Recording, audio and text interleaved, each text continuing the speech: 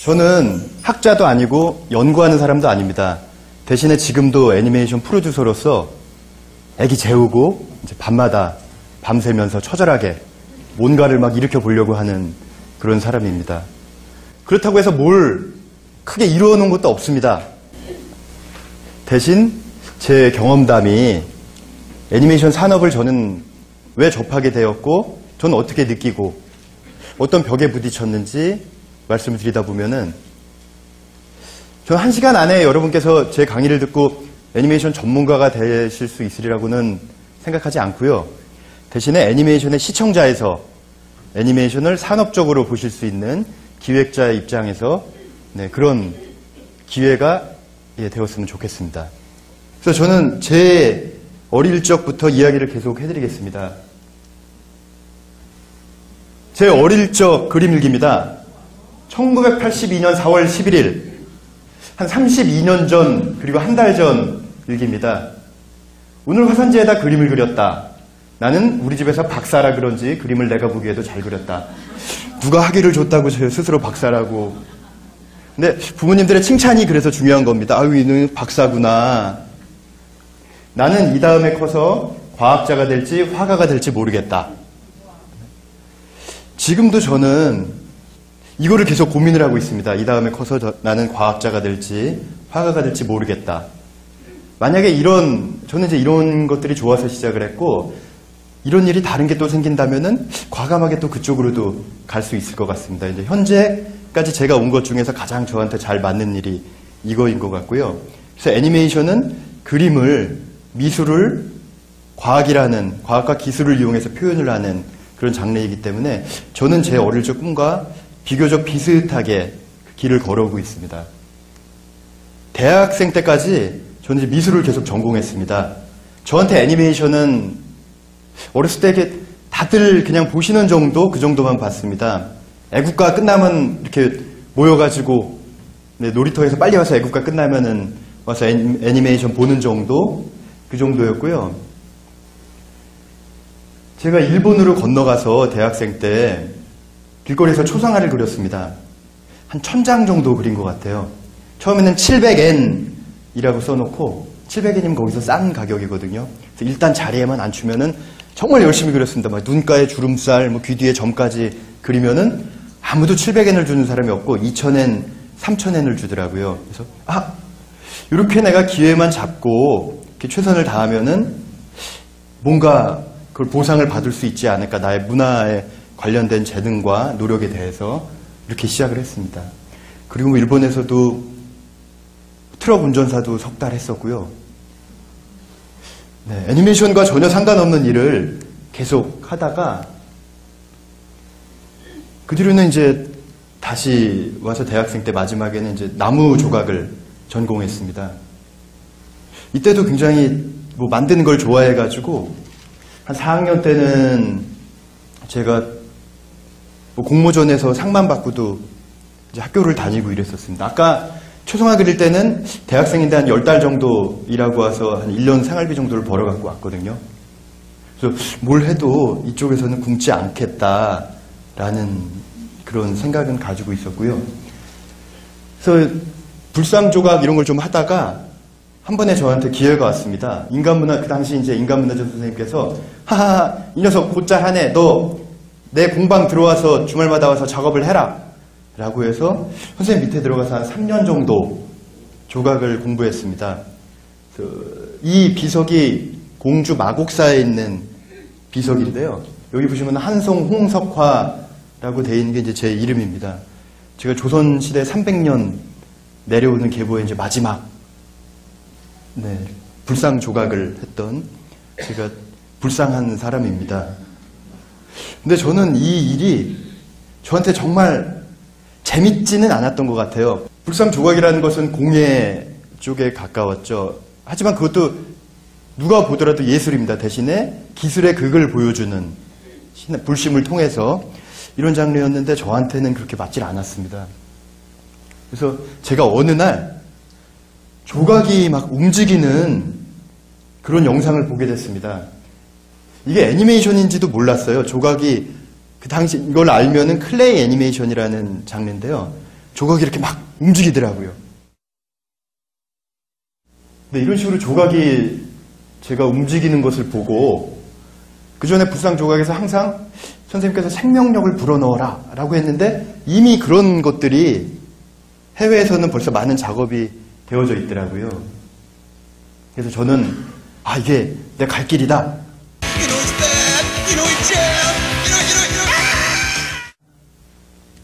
선생님한테 자수를 하고 난 이 길을 찾아서 떠나야겠다라고 해서 선생님께 말씀드렸습니다.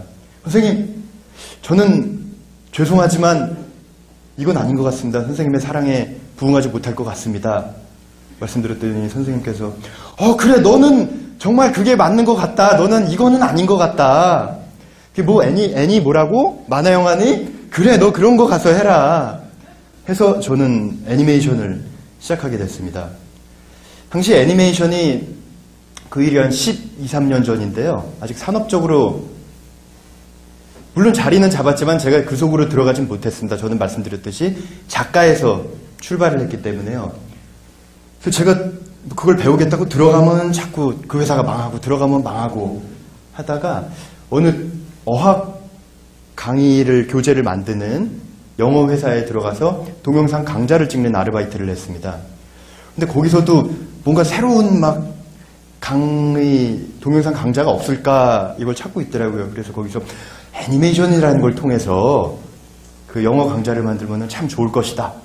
이것을 제안을 하고 그럼 갖고 와봐.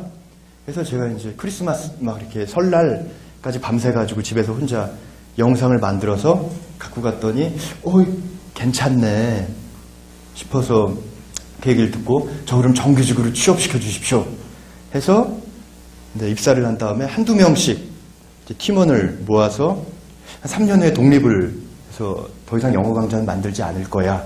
난 내가 좋아하는 걸 한번 만들어 봐야지 라고 시작을 해서 회사를 만들었습니다. 그래서 한 10년 정도 800분 정도 애니메이션을 제가 만들었고요. 자, 그러면은 애니메이션이 무엇이냐 요거부터 설명을 드리겠습니다. 애니메이션이라는 용어 중에서 애니마라는 부분이 혼이라는 라틴어입니다. 생명, 혼. 그럼 이제 애니메이션은 생명과 혼을 불어넣는 일이라고 생각을 하시면 됩니다. 일본에는 애니미즘이라는 게 많지 않습니까? 모든 동물과 사물에는 생명력이 있다. 생명이 있다. 그래서 일본 사람들이 애니메이션을 더 잘하는 게 아마 그쪽은 철학적으로도 그런 걸 갖고 있기 때문에 더 잘하는 것 같습니다. 그러면은 자, 손으로 그리는 그림이라든가 컴퓨터 그래픽이라든가 인형 등에 생명을 불어넣어서 그걸 움직이게끔 만드는 그런 작업들을 애니메이션이라고 하고요. 그래서 움직이면 되냐? 이게 아니고 스토리를 불어넣어서 그 주인공이 좀 더 매력적으로 느껴지게끔 시청자들한테 여기까지가 바로 애니메이션의 작업입니다. 자, 그럼 애니메이션은 통해서 돈을 어떻게 버냐? 애니메이션 자체는 절대 돈이 되질 않았습니다. 제 경험에 의해서는요. 보통 저희가 30분짜리 TV 시리즈 26편이나 52편이 한 시리즈입니다. 그럼 보통 한 시리즈가 30분짜리가 제작비가 1억 정도가 듭니다. 적게도 들 수 있고 더 많이도 들 수 있습니다. 해외에선 더 많이도 들고요. 자, 그러면은 1억을 들여서 만들면은 국내 TV에서 그걸 얼마에 돈을 받을 수 있을까? 방송국마다 다르겠지만은 많이 받으면 1,000만 원도 받을 수가 있습니다. 자, 그럼 나머지 9천만 원을 어떻게 해야 될까요? 그래서 한국 애니메이션 기획물들이 이것을 해결하지 못해서 그동안 많이 고전을 많이 했습니다. 자, 그럼 애니메이션은 이렇게 접근을 해야 되는 겁니다. 차력사가 하는 일이 바로 애니메이션이다. 촬영은 그 자체는 돈이 되지 않습니다. 철근을 구부리고 이렇게 외발줄을 타고 이런 것들은 사람을 끌어모으기 위한 거죠. 그리고 나서 여기서 잠깐 하고 나서 이제 약을 파는 그게 바로 애니메이션이 돼야 되는 겁니다. 애니메이션이라는 거는 최대한 매력적으로 자기를 보여서 시청자로 하여금 그 물건을 사게 하는 그런 행위입니다. 그러면은 물건만 팔아가지고는 또 애니메이션이 잘 되냐? 우리나라에서 가장 큰 수익을 빠른 시간 안에 최초로 만들었던 애니메이션이 바로 뽀롱뽀롱 뽀로로였습니다. 뽀로로가 이런 모델로 해서 차력사의 모델로 해서 수익을 회수하는 데까지 얼마나 걸렸냐? 4년이 걸렸습니다. 제작 기간은 2년이 걸렸고요. 촬영은 그 자리에서 한번 흥 하고 보여주면 되는데 애니메이션은 그거보다도 훨씬 힘든 일인 것입니다. 자, 저희가 잘 아는 디즈니입니다. 많은 사람들이 우리도 디즈니처럼 크게 한번 해야지 라는 그런 바로 디즈니인데요. 디즈니가 극장용 장편 애니메이션을 가지고 첫 번째로 사업을 해서 돈을 벌어야겠다라는 모델을 만든 거는 1937년입니다. 백설공주를 통해서요. 아직도 우리나라는 극장용 장편으로 그렇게 크게 수익을 내는 건 참 우리한테도 어렵습니다. 그리고 극장용 애니메이션에 강한 타격을 주는 TV가 등장을 했습니다. 그러자 디즈니는 모든 극장용 산업들이 타격을 받을 때 디즈니는 TV 애니메이션 시장으로 진출을 했습니다. 그래서 30년 가까이 TV 시리즈로도 크게 성공을 했고요. 그리고 마지막으로는 이렇게 테마파크까지 해서 온 오프라인, TV 모든 걸 통해서 자기의 꿈을 이룰 수 있는 구성을 끝냈습니다. 이때가 1955년입니다. 저희가 이제 이런 모델을 해야 되지 않을까라고 하고 있지만은 이미 해외에서는 많은 고민이 다 끝나고 실행에 옮겨졌던 일들입니다. 자, 그러면은 어떻게 애니메이션으로 돈을 버냐에 대해서 조금 더 접근을 해보겠습니다. 정확하게 산업적으로 접근을 하면은 누구도 이 애니메이션에 돈을 주려고 준비를 하고 있지는 않습니다. 그럼 우리는 새로운 걸 보여주고 돈을 빼앗아 와야 하는 게 저희 일입니다. 애니메이션이 노리는 것은 여러분의 시간을 훔쳐야 됩니다. 이미 여러분들은 아파서 돈이 나가고 멋부리려고 돈이 나가기 때문에 저희가 노리는 것은 여러분의 시간입니다. TV 앞에 앉혀놓던 요즘 핸드폰으로 쉬는 시간에 보게 하던 지하철이나 전광판에서 아니면 엘리베이터 안에서 보게 하던 여러분의 시간을 10초씩, 30초씩, 3분씩 뺏어야 됩니다. 근데 예전처럼 30분을 뺏는 거는 어렵게 됐습니다. 여러분이 TV 앞에 30분을 앉아서 애니메이션을 보리라고는 저는 생각하지 않습니다. 아기들을 보게 하시고 그 사이에 다른 일을 하실 수는 있겠지만은 그래서 많은 시간을 뺏는 많은 장치들이 지금 나왔기 때문에 인터넷을 포함해서 저희는 이제 거기에 집중을 하고 있는 겁니다. 그래서 시간을 뺏은 다음에 거기다가 행복한 기획, 기억, 돈 이런 거를 몰래 다시 채워놓는 이런 산업이 바로 애니메이션입니다. 사고 나면 이제 기분 좋게 만들어야 되죠. 그래서 애니메이션은 쌀, 밥, 국 이런 게 아니라 행복을 채워주는 아주 부가적인 겁니다. 근데 어떤 면에서는 이걸 가지고도 다시 큰 사업을 할 수가 있는 거죠. 그래서 정리를 하자면 애니메이션 산업이란 사람들의 시간을 뺏어서 주인공을 좋아하게 만들어 물건을 사게 해서 기분을 좋게 만들어 돈을 벌게 하는 것이라고 저는 생각을 합니다. 자, 그럼 세계 속의 한국 애니메이션의 생활이라고 제가 제목을 붙였는데요. 과연 우리나라 애니메이션 산업은 언론과 아니면 우리가 알고 있는 것처럼 세계 속에서 굉장히 훌륭한 일을 하고 있냐? 그건 맞습니다. 하지만 아직도 저희가 기대하고 있는 것보다는 부족한 점이 너무나 많습니다. 자, 가장 기념비적인 작품이 바로 뽀롱뽀롱 뽀로로입니다. 이전에 한국 애니메이션의 역사에 대해서는 저는 이제 그전에는 아까 말씀드렸듯이 잘 참여하지 않아서 잘 모릅니다. 아마 제일 처음에 저희도 극장용 애니메이션이라는 거를 만들었었고요. 미국에서 피터팬 이런 게 들어왔을 때 우리도 만들어야겠다라고 해서 만들었고, 그 다음에 산업적으로 뒷받침되지 못해서 주저앉았다가 그다음에 해외 외주 일을 많이 하면서 산업적인 기반을 다졌다가 또 한때는 이렇게 정부 쪽에서 요청에 의해서 또리장군이라든가 정치적인 색을 띤 애니메이션이 만들어지면서 창작력 애니메이션이 조금 더 다른 길을 정체성을 잃기도 했고 이런 많은 일들이 있었고요. 뽀롱뽀롱 뽀로로가 왜 위대한 작품이냐면은 이 애니메이션은 차력사 모델이라는 관점에서 출발을 했습니다. 일단 시청자의 니즈를 만족시키기 위해서 나온 애니메이션입니다. 자, 이런 캐릭터들을 인형으로 만들고 상품으로 만들면은 돈을 벌 수 있겠다라고 해서 이 캐릭터들이 움직여서 재밌게 놀고 사람들을 행복하게 만들어주는 그 스토리가 뒷단에 나와서 만들어진 애니메이션입니다. 이런 기획은 그전까지는 많지 않았습니다. 자, 그럼 이 애니메이션이 성공함으로써 다시 한국 애니메이션은 좀 잘도 되고 선도적인 입장에서 끌어왔지만 또 문제도 생겼습니다. 누구나 다 뽀로로 같은 걸 만들기 위해서 많은 유아용 애니메이션들이 쏟아져 나왔습니다. 유아용 애니메이션은 해외 시장에서 볼 때는 아주 작은 시장입니다. 여러분 뭐 심슨, 이런 슈렉 이런 애니메이션 아시죠? 이런 거는 다 성인들도 볼 수 있는 애니메이션이고요. 그 중에 아주 작은 부분이 바로 유아용 애니메이션입니다. 하지만 우리는 이 유아용 애니메이션이 전부 산업의 전부인 지금 시장을 갖게 되었습니다. 물론 거기에는 저 일본과는 달리 일본은 애니메이션을 어른들도 좋아합니다. 근데 저희는 어른들은 애니메이션은 이렇게 생각을 하는 게 분명히 있습니다. 아, 저거는 아이들이 보는 거지 우리는 저걸 진짜로 이렇게 막 살아서 움직인다고는 생각하지 않아. 그렇기 때문에 애니메이션을 살아서 움직이게 생각하는 그 어린 연령대 위주로 시장이 형성된 것도 맞습니다. 하지만 그 열기가 좀 과열된 나머지 계속 이쪽으로 시장이 공략이 된 거죠.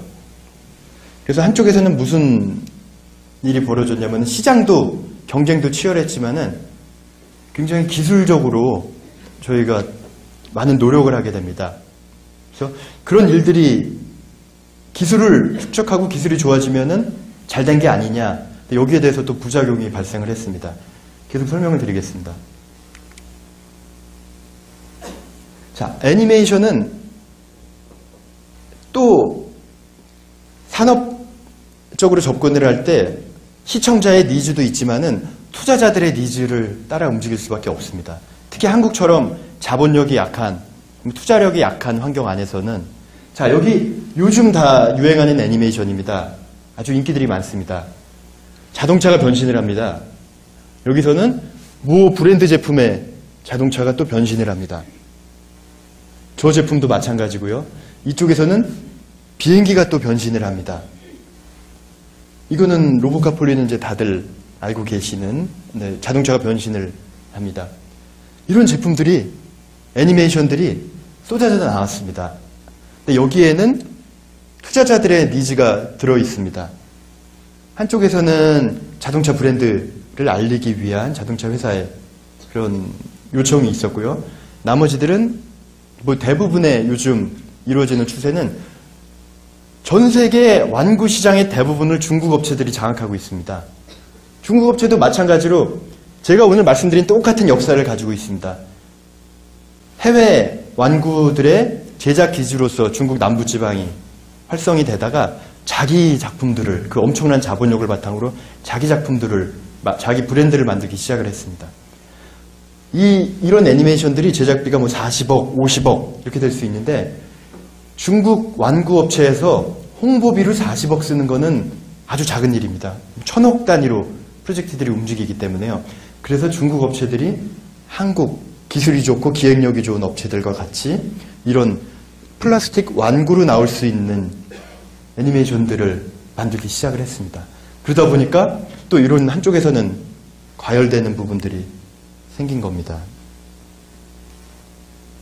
그리고 한국 애니메이션의 가장 큰 문제점은 미국 애니메이션도 일본 애니메이션도 아닌 바로 이 학원과 학교 늦게까지 공부하는 아이들에 있습니다. 아무도 지금은 애국가가 끝나면 제자리에 앉아 있을 수 없죠. 저는 출근할 때도 학생들이 이렇게 교회 쓰는 거 보면은 부끄럽습니다. 조회 어린 일찍 시간부터 그렇게 바쁜 학생들이 언제 애니메이션을 보겠습니까? 이것 또한 애니메이션에서는 굉장히 큰 타격이 발생을 한 겁니다. 그리고 뭐 게임이라든가 이런 애니메이션에 대체되는 다른 오락거리도 예전에는 유일한 오락거리였던 애니메이션을 위협하는 그런 요소들도 많이 생겼습니다. 그래서 요즘은 또 어떤 움직임이 생기냐면요. 어른들을 핸드폰을 항상 보는 어른들을 위해서 짧게 30분짜리가 아닌 1, 2분짜리 애니메이션을 만들자라고 해서 그런 애니메이션들이 요즘 또 성공하고 있습니다. 여러분 뭐 라바라고 애니메이션 아시죠? 그런 작품들이 또 이제 그런 니즈를 충족하기 위해서 계속 만들어지는 겁니다.